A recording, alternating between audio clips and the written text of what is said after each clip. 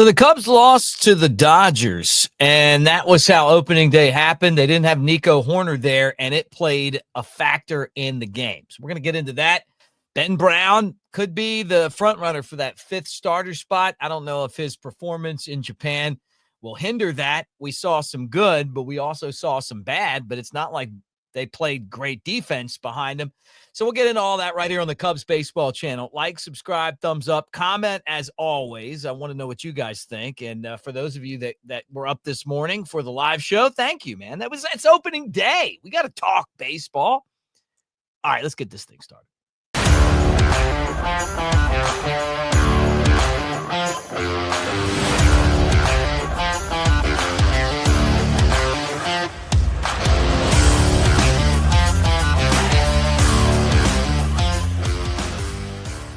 Hey, everybody. Welcome to the Cubs Baseball channel. I'm your friend. I'm your buddy. I'm Mick Gillespie at Broadcaster Mick. Thanks for hanging. And let's talk a little bit of Cubs today as we think about the way that things went in the game. Let me look at that. Turn the light on. There's the logo.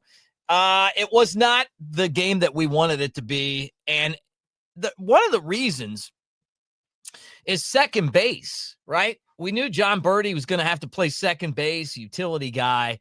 You know, he threw the ball away on what should have just been like one of those plays where you just hold it at second. But the Cubs have a Gold Glove second baseman in Nico Hoerner. And Nico is getting close to returning. He's going to be ready by the time the Cubs and the Arizona Diamondbacks play to start the regular season that actually starts in the United States, right? Because we got another game. You know, we're in Japan doing the Japan thing, and it's awesome. But you know, look, Berti, whatever, man. First game of the Cubs. I'm not burying the guy yet. But you know, he's no Nico Hoerner. And kind of having Nico back is going to really help this team. He had a forearm surgery March 27th. That's why he's not been in there. And it's just taken him a long time to kind of get, you know, through that injury. And now he's playing in a bunch of minor league games in the backfields. And those games are fun. If you've never been to spring training in those backfield games, Nico can get like 20 at bats if he wants. Like they'll have, you know, like you go up and hit, and then you go back and you loosen up, and then you're like, hey, I'm up again.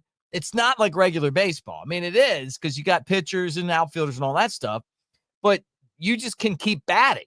And so it really helps you get your work. One of the funniest stories I heard was about Hall of Famer Tony Gwynn when he would go to these games and just foul off pitches.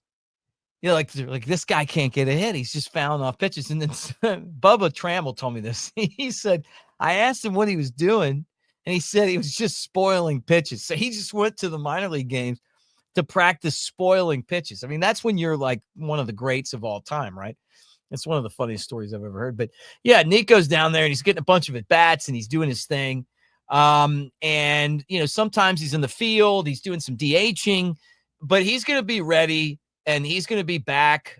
We hope by opening day, and the Cubs really need him. I mean, you know, Bruhan and Workman and Berti and Shaw, you know, they're all, they're all players, but Nico's kind of the Cubs second baseman.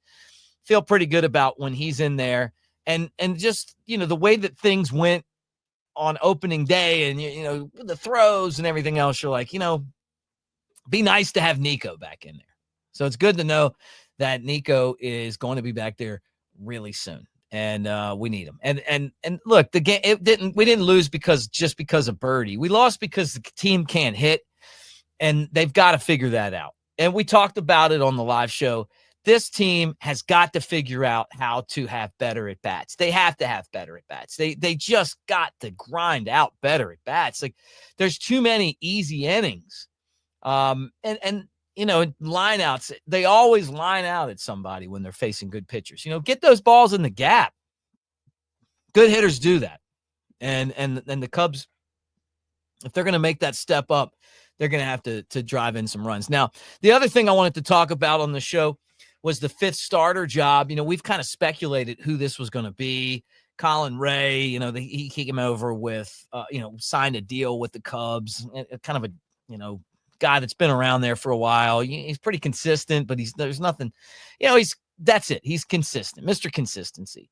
Jordan Wicks is a guy that I would probably consider for this job. Maybe he's going to be in the bullpen, but left-hander that throws a lot of strikes and gets outs. Ben Brown, last year we saw it. He almost, could have thrown a no-hitter, 7 innings, and they pulled him out. But he is a special pitcher when he's healthy. Didn't look great his first outing in Japan, but the defense could have done a better job behind him. I mean, whatever you want to call it, it was like, but is that going to help or hinder him? Javier Assad not being ready to go with the oblique kind of opens this job for a lot of different people. How about Cody Poteet? This is the guy that the Cubs got back from the Yankees. The deal was Cody Bellinger, $5 million for Cody Poteet. What a great deal. I don't know. Hopefully Cody Poteet wins a Cy Young. But anyway, is that a guy that could be in there? Whatever. It feels like it's between Brown and Ray, and then maybe somebody like Wicks or Assad could kind of sneak in there as well. But Ben Brown, I thought he came back and pitched 2 2/3 innings. The first inning wasn't great, but Cubs are going to need Ben Brown to kind of step up and be one of those guys, or they're not going to have success. So anyway, look, I'm posting this show like now, right? So that means that some of you guys may watch this in the second game hasn't happened yet, or maybe you watched it after the second game has happened. I don't even know with 5 a.m. baseball games, like when we do the show. So Cubs are playing one more time in Japan. It would be so great to give Seiya and Shōta a dub before they get out of there. Shohei Ohtani is such a tough out. I mean, like, that's when I'm watching, and Sasaki's making his debut against the Cubs. Go get this guy, man. He's a kid. He has never pitched in the big leagues. Let's attack this guy and score some runs. Cubs got to do a better job of pressuring pitchers. They need to battle more, take more pitches, like stop the easy innings and make something happen there. But all in all, thank you guys for being here. Again, I'm going to ask you the same question until I get it all figured out. Coffee mugs are in. Doing the coffee mugs, the Cubs Baseball Channel coffee mugs. You guys said you might want some hats. Tell me what you want with our logo on it. We're going to give it away to comments in the comments section. Thank you guys for being here. But Nico Hoerner's on the mend. And so when the Cubs play the Diamondbacks, go ahead and expect him in the lineup and back on the, basically the active roster again. Like, subscribe, thumbs up, and go Cubs.